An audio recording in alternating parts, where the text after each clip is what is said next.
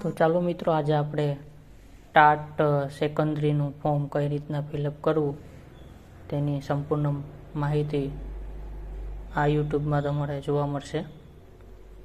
તો ચાલો સ્ટાર્ટ કરીએ આપણે વિડીયો. સૌપ્રથમ તમારે પહેલાં ગૂગલ ક્રોમમાં જવાનું રહેશે. ઓજસ લખી અને સર્ચ કરી શકશો. ત્યારબાદ પહેલી જ લિંકમાં ક્લિક કરો. ત્યારબાદ ઓજસની ઓફિશિયલ વેબસાઇટ દેખાશે તમારી સામે. તેમાં તમે ઓનલાઈન એપ્લિકેશનમાં કર્સર રાખ્યો અને એપ્લાય ઉપર ક્લિક કરો.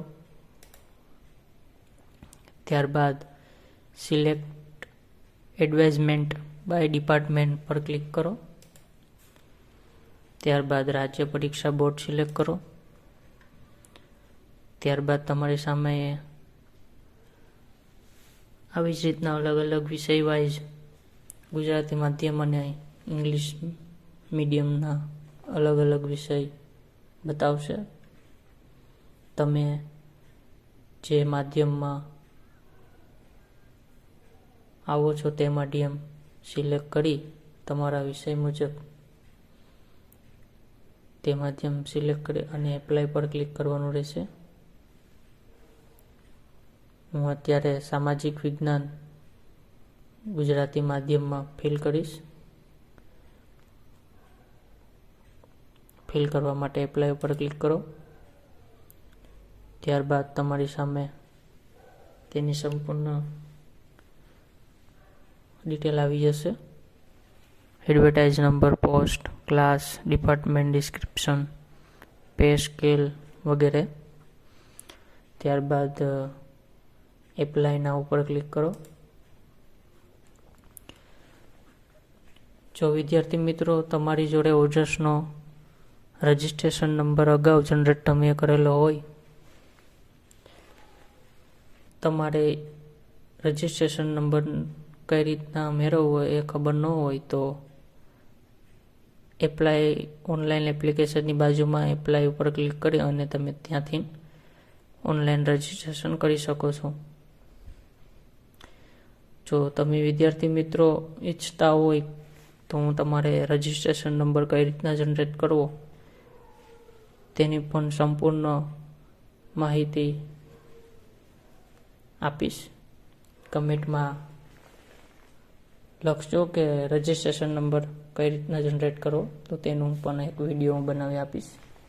અત્યારે આપણી પાસે રજિસ્ટ્રેશન નંબર નથી.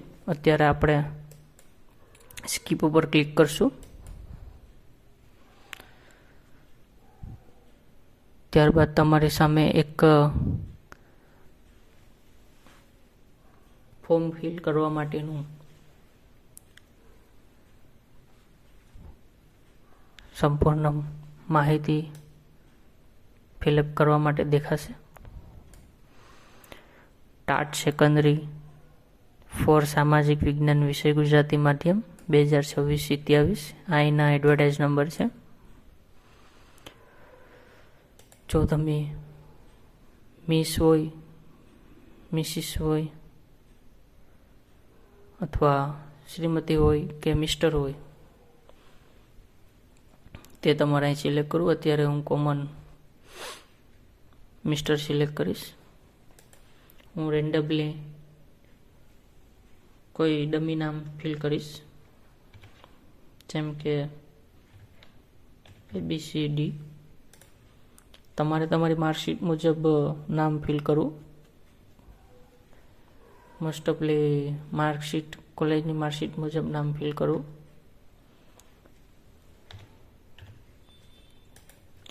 ફર્સ્ટ નેમ નાખ્યો અને ફાધર નેમ નાખશું, મધર નેમ નાખશું. ત્યારબાદ તમે જે જેન્ડર તમારું લાગુ પડતું હોય તે જેન્ડર ઉપર સિલેક્ટ કરવું. અત્યારે હું મેલ સિલેક્ટ કરીશ. જન્મ તારીખ તમારે જે LC મુજબ હોય તે નાખવી.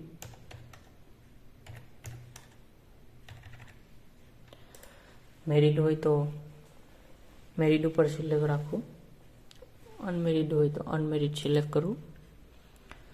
કેટેગરીમાં જો વિદ્યાર્થી મિત્રો તમે જનરલમાં હોય તો જનરલ સિલેક્ટ કરવું. ઈડબ્લ્યુએસમાં આવતા હોય તો ઈડબ્લ્યુએસ સિલેક્ટ કરવું. અને એસસી એસટી અથવા ઓબીસીમાં આવતા હોય તો એસસીબીસી સિલેક્ટ કરવું. હું અત્યારે જનરલ સિલેક્ટ કરીશ. જો વિદ્યાર્થી મિત્રો તમે એસસીબીસીમાં આવતા હશો તો અહીંયા તમારી સામે બે ડાયલોગ બોક્સ ઓપન થશે, જેમાં તમે તમારો caste certificate number, caste certificate કઢાવેલો હોય તેની તારીખ અને જે રાજ્યમાંથી કઢાવેલું હોય તે રાજ્યનું નામ સિલેક્ટ કરવાનું રહેશે. ઓબીસી એસસીબીસીમાં આવતા વિદ્યાર્થીઓ માટે નોન ક્રિમિલિયર ફરજિયાત રહેશે. નોન ક્રિમિલિયર નંબર નાખી અને તે નોન ક્રિમિલિયર કઢાવેની તારીખ નાખી દેવી. ત્યારબાદ પ્રમાણપત્ર આપનાર સત્તાધિકારીનું જે કચેરીમાંથી તમે કઢાવેલું છે તે કચેરીનું અહીંયા નામ ફિલ કરી દેવું. અત્યારે હું મામલતદાર જેમ કે મેં કઢાવેલું છે તો મામલતદાર સિલેક્ટ કરું અને જે નંબર હોય તે નંબર એડ કરી દેવા અને તારીખ એડ કરી દેવી. અત્યારે મેં રેન્ડમલી નંબર અને નામ નંબર સિલેક્ટ અને તારીખ સિલેક્ટ કરી દીધી છે. ત્યારબાદ સંદેશ વ્યવહારમાં તમે પ્રેઝન્ટ એડ્રેસ એટલે કે તમે જે હાલમાં રહેતા હોય તે એડ્રેસ પર નાખી શકો છો અને પરમિનન્ટ એડ્રેસમાં જે તમે તમારું જન્મ સ્થળ હોય તે નાખી શકો છો. મને બંને સેમ રાખો તો પણ ચાલશે, પણ વધુ પૂરતી આઈડી પ્રૂફ તમારા જે મુજબના હોય તે મુજબનું એડ્રેસ નાખો તો વધારે વેરીફાઈ રહેશે. મોબાઈલ નંબર જે રેગ્યુલર ચાલુ હોય તે નાખજો. ઈમેલ આઈડી તમારી જે પરમિનન્ટ ચાલુ હોય તે નાખજો. અધર અન્ય માહિતીમાં જો તમે ડિજિબિલિટીના અંદર આવતા હોય મિત્રો તો તમે યસ કરી શકો છો અને યસ કરી અને તમે અહીંયા તમારું જે ડિજિબિલિટી લાગુ પડતું હોય તે સિલેક્ટ કરી અને તેની કેટલી ટકાવારી પર્સેન્ટેજ છે તે એડ કરી દેવી. ત્યારબાદ સર્ટિફિકેટની ડેટ, કાઢવાની તારીખ નાખી દેવી અને તેના નંબર પણ નાખી દેવા. અને જે સર્ટિફિકેટ આપનાર સત્તાધિકારીનું કચેરીનું નામ એડ કરી દેવું.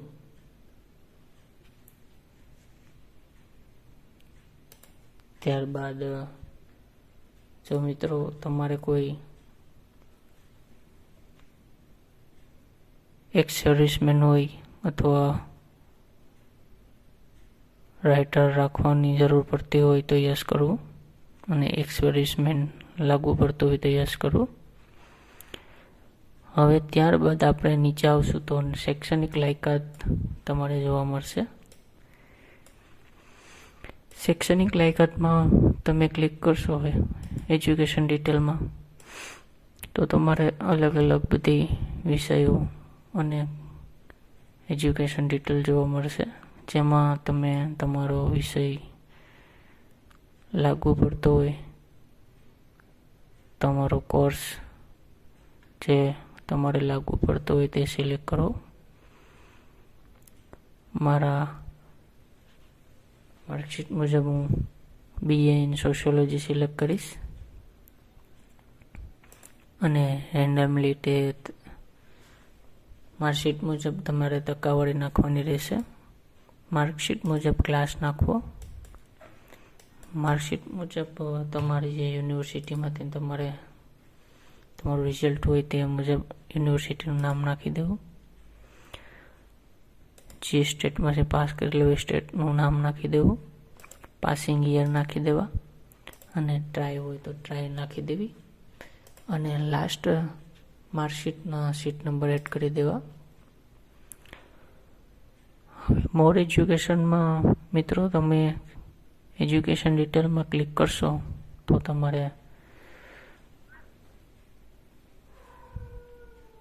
અલગ અલગ કોર્સ જોવા મળશે, જેમ કે બીએડ છે, ડીબીએડ છે, જીબીટીસી છે, શિક્ષા વિશારદ છે, એવી જ રીતના અલગ અલગ કોર્સ જોવા મળશે.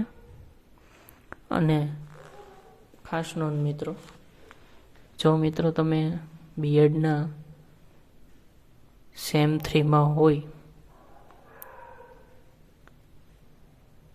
અને લાસ્ટ સેમ બાકી હોય, અથવા તો તમે લાસ્ટ સેમમાં હોય, તો તમારે શૈક્ષણિક વર્ષ 2025-26ના તાલીમી લાયકાતના છેલ્લા વર્ષમાં આપેલું છે તે સિલેક્ટ કરવું. ત્યારબાદ તેની પર્સેન્ટેજ છેલ્લું જે લાસ્ટ સેમ હોય તેની નાખવાની રહેશે. તે મુજબ ક્લાસ નાખી દેવો, યુનિવર્સિટીનું નામ નાખી દેવું મિત્રો. ત્યારબાદ તેના લાસ્ટ સેમની પાસિંગ યર નાખી દેવા. અને અહીંયા ડિક્લેરેશન બાંહેધરી તમારે વાંચી લેવી. વાંચી અને યસ ઉપર ક્લિક કરી અને સેવ આપી દેવું. જો મિત્રો તમે કોઈ વિગત ફરજિયાત હશે અને ફિલ ન કર્યા હોય તો તે આવી રીતના મેસેજ દેખાડશે તમારે, તો ઓકે આપી અને તમારે જોઈ લેવું. કોઈ વિશે કંઈ આપણે ફરજિયાત બાકી રાખેલું છે પત્ર વ્યવહારનું સરનામું, અત્યારે હું રેન્ડમલી નાખી દઈશ.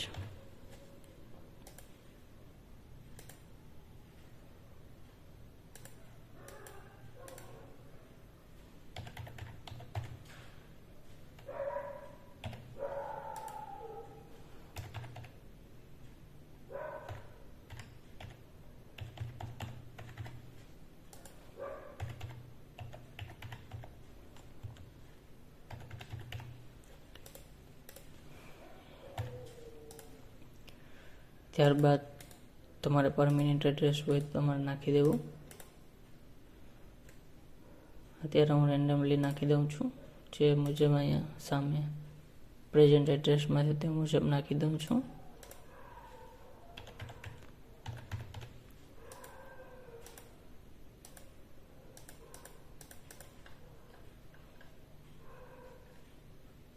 સેવ કરી દેવું મિત્રો. મોબાઈલ નંબર તમે ખોટા નાખશો તો પણ નહીં લે મિત્રો, એટલે સાચા જ મોબાઈલ નંબર નાખવા.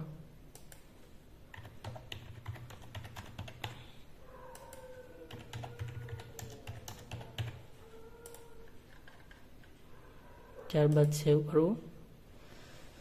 જેવું જ તમે સેવ ઉપર ક્લિક કરશો એટલે મિત્રો તમારા એક અરજી નંબર જનરેટ થઈ જશે. તે અરજી નંબર તમારે કોપી કરી લેવા. ત્યારબાદ કોપી કરી અને અપલોડ ફોટો અને સિગ્નેચરમાં ક્લિક કરું. ત્યારબાદ એપ્લિકેશન નંબર એડ કરી દેવા. તમે જે જન્મ તારીખ ફોર્મ ફિલઅપ કરવા તને રાખેલી છે તે એડ કરી દેવી. ત્યારબાદ અહીંયા કેપ્ચા નંબર ફિલ કરી દેવા. જે મુજબ છે તે મુજબ ઓકે કરવું. ત્યારબાદ તમારે અપલોડ ફોટોગ્રાફ માટેની કંઈક સૂચના આપેલી છે, તે સૂચનાને ફોલો કરી અને ફોટોને સહી ક્રિએટ કરી લેવો. જેમ કે હું એક અત્યારે ડમી ફોટો એડ કરીશ.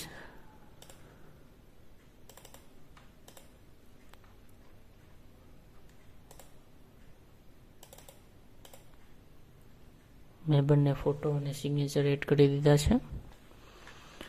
ત્યારબાદ ઓનલાઈન એપ્લિકેશનમાં જઈને કન્ફર્મમાં ક્લિક કરીશ. નંબર પેસ્ટ કરીશ, જન્મ તારીખ એડ કરીશ, કેપ્ચા ફિલઅપ કરીશ, ઓકે પર ક્લિક કરીશ. ત્યારબાદ તમારી સામે કન્ફર્મ કરવા માટેની એપ્લિકેશન ડિટેલ બતાવશે. મિત્રો બધું તમારે ચેક કરી લેવું. કોઈ ભૂલ હોય તો તમે ઓનલાઈન એપ્લિકેશનમાં એડિટમાં જાય અને રજિસ્ટ્રેશન નંબર નાખી અને એપ્લિકેશન જન્મ તારીખ નાખી અને સુધારી શકો છો. હું અત્યારે કન્ફર્મ કરી દઉં છું એપ્લિકેશન. ઓકે કરીશ. ત્યારબાદ એક કન્ફર્મ નંબર જનરેટ થશે, તેને નોંધી લેવો. કન્ફર્મેશન નોંધી અને એપ્લાય ઓનલાઈનમાં જઈ અને ક્લિક કરવું. ત્યારબાદ તમારે જે વિષયમાં તમે ભરેલું છે તે માધ્યમ અને વિષય સિલેક્ટ કરી અહીંયા કન્ફર્મેશન નંબર ફિલ કરવો. અહીં જન્મ તારીખ એડ કરવી. ત્યારબાદ કેપ્ચા ફિલઅપ કરી દેવા અને ઓનલાઈન પેમેન્ટ ઓફ ફીમાં ક્લિક કરી અને પેમેન્ટ પર ક્લિક કરી અને તમે અહીંયા જે પેમેન્ટથી તમારે જે પેમેન્ટ મેથડ તમારે લાગુ પડતી હોય તે પેમેન્ટ મેથડ પર ક્લિક કરી અને પેમેન્ટ કરી દેવું.